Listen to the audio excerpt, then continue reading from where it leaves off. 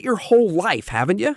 Maybe it was your parents. Maybe it was your uncle at Thanksgiving, the one who's really into real estate. Maybe it was some finance guy on Instagram telling you, stop throwing your money away on rent. Buy a house. Build equity. That's how you get rich. And look, I get it. I really do. There's something deeply satisfying about owning a place.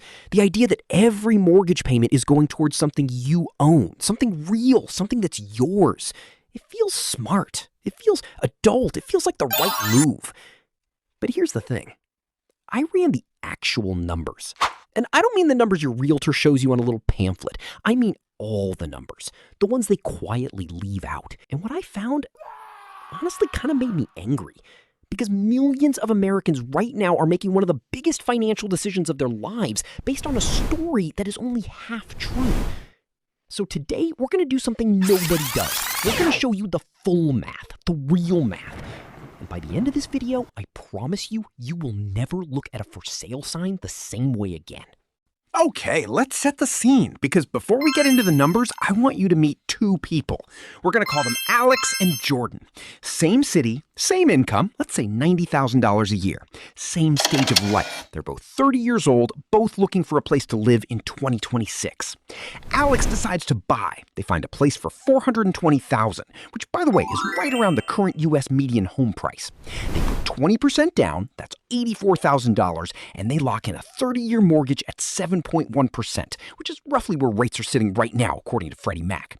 Their monthly mortgage payment comes out to about $2,700. Jordan, on the other hand, decides to rent. They find a comparable place in the same area for $1,900 a month. And here's the key part. Jordan takes that $84,000 they didn't put into a down payment and they invest it. We'll come back to that. Same income, same city, one buys, one rents. Let's follow both of them for 10 years and see who actually comes out ahead. So Alex is sitting there in month one feeling pretty great. They own a home, they're building equity, they're done throwing money away, right? Let's slow down. Here's something your bank loves to not advertise. In year one of a 30-year mortgage at 7.1%, roughly 80 cents of every single dollar Alex pays goes straight to interest. Not equity, not the house, interest. On a $336,000 loan, Alex is paying about $24,000 in interest in year one alone. They own about $5,000 more of the house than they did when they started. That's it. But okay, that's how mortgages work. Everybody knows that. The real conversation starts when we talk about the four costs that nobody puts on the flyer. Cost number one, property taxes. The average American homeowner pays about 1.1% of their home's value every single year in property taxes. On a $420,000 home, that's $4,620 a year, $385 a month. That's money that goes to the county every year and builds you zero equity. Zero. Cost number two, homeowners insurance. We're talking roughly $2,100 a year for a home at that price point, according to Bankrate. That's another $175 a month. Gone. Cost number three, maintenance. This is the sneaky one. Financial planners call it the 1% rule. Every year, on average, you should budget about 1% of your home's value for repairs and upkeep. New roof, 1%. Hot water heater dies, 1%. Air conditioning in August, yep. For a $420,000 home, that's $4,200 a year, $350 a month. In some years it's zero, and some years the furnace and the plumbing decide to fail in the same month, and you're writing $12,000 checks and wondering why you ever thought homeownership sounded relaxing. Add those three costs together, property taxes, insurance, maintenance, that's $910 a month on top of the $2,700 mortgage. Alex's actual monthly cost of housing is closer to $3,600. Not $2,700, $3,600. Jordan, over the renting, $1,900 a month. That's it. No surprise repair bills, no insurance hikes, no property tax reassessments. When the dishwasher breaks, Jordan sends a text and it gets fixed. Jordan is pocketing the difference, $1,700 a month, and putting it somewhere. We'll come back to that too. Now here's cost number four, and this is the one that almost nobody talks about. Opportunity cost. Remember that $84,000 Alex put down on the house? Jordan kept that money, and Jordan didn't leave it in a savings account. Jordan put it in a broad index fund, something like the S&P 500, which has returned an average of about 10% per year over the last 50 years. Is every year 10%? No. Some years it's up 25%. Some years it's down 20%. But over a decade, we're working with historical averages here. At 10% annual growth, Jordan's $84,000 after 10 years becomes approximately $218,000 without Jordan adding a single extra dollar. That money just sat there and compounded. Meanwhile, Alex's $84,000 is locked inside drywall and brick. Alex can't invest it, can't spend it, can't access it without either selling the house or taking out a home equity loan, which, by the way, comes with its own interest rate. And look, I hear you. You're going to say, but what about appreciation? The home goes up in value. And you're right. Historically, U.S. home prices appreciate around 4% per year. On a $420,000 home, after 10 years, the house might be worth somewhere around $621,000. That sounds incredible until you do the full math. Alex has paid roughly $432,000 in mortgage payments over 10 years. Of that, about $225,000 went to interest, plus $91,000 in taxes and insurance, plus around $42,000 in maintenance. Alex has spent in the neighborhood of $790,000 total on this home over a decade, and that includes the original down payment. The house is worth $621,000. The remaining loan balance is around $290,000. So Alex's equity is roughly $331,000. That's not nothing. But when you factor in total cash spent, Alex is not exactly cleaning up. Jordan, meanwhile, has paid $228,000 in rent over 10 years, has $218,000 from the invested down payment, has been investing that $1,700 monthly difference in housing costs, which over 10 years at the same 10% return adds up to somewhere around $325,000. Jordan's total investable net worth from this decision alone is pushing past $540,000 in liquid assets. Assets Jordan can actually use. And here's the part that nobody tells you about equity. Equity isn't liquid. Alex's $331,000 is trapped. It's sitting in the walls. Alex can't call a broker and sell 10% of the house to pay for a car or a medical bill or a job transition. Alex is, in the financial world's word, illiquid. Now, and I want to be real with you here because I'm not interested in just being contrarian.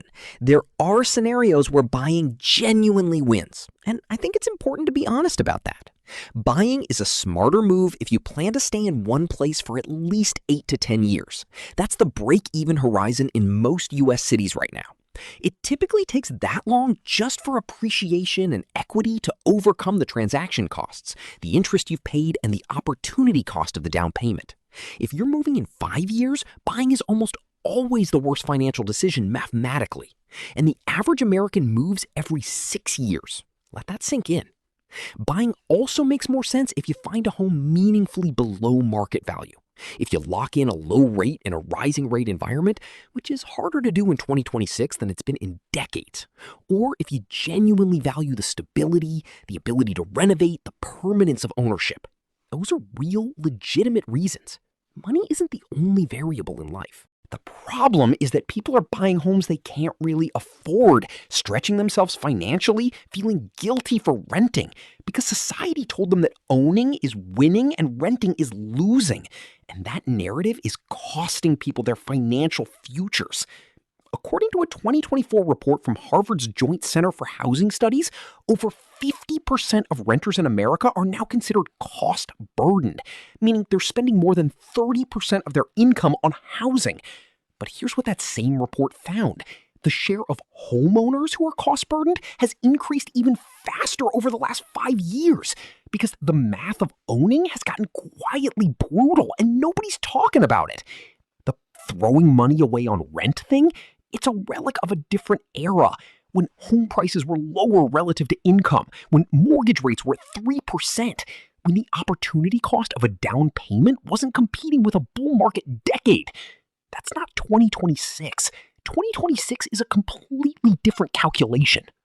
So what do you actually do with this? Here are 3 questions I want you to ask yourself before you make this decision. And I mean actually sit down and answer them. Not guess, not hope, answer them. Question 1, will you stay in this place for at least 8 years? Not probably, not maybe. Are you genuinely, logistically likely to be in the same city, in the same life situation for 8+ years? Because if the answer is anything less than a confident yes, the math almost always favors renting.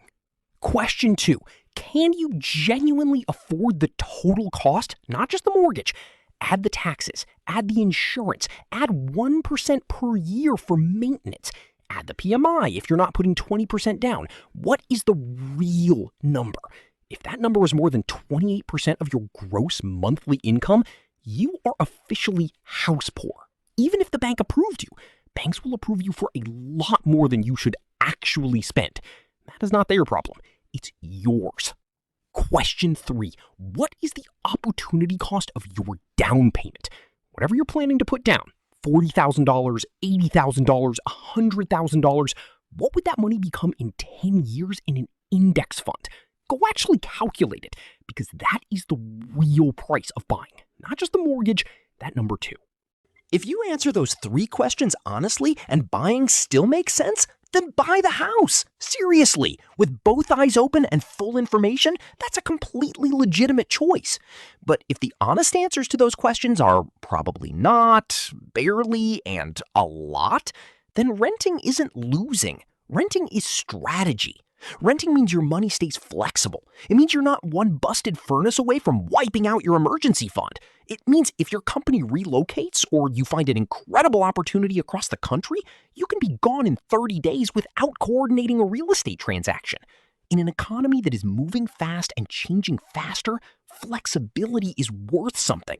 It's worth a lot.